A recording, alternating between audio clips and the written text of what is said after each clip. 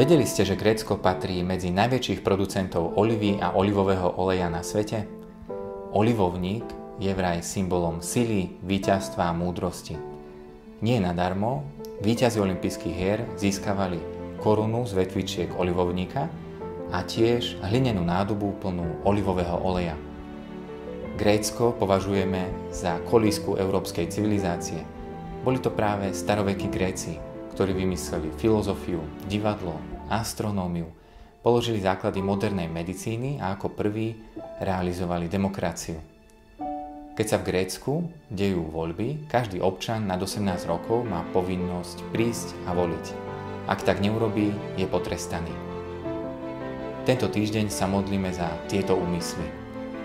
Za prezidenta Grécka Prokopisa Pavlopoulosa, za členov vlády, aby spravodlivo a múdro spravovali národ, ktorý im bol zverený.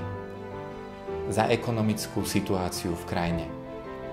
Za turistov, ktorí navštívia Grécko, pretože je aj krásnou destináciou.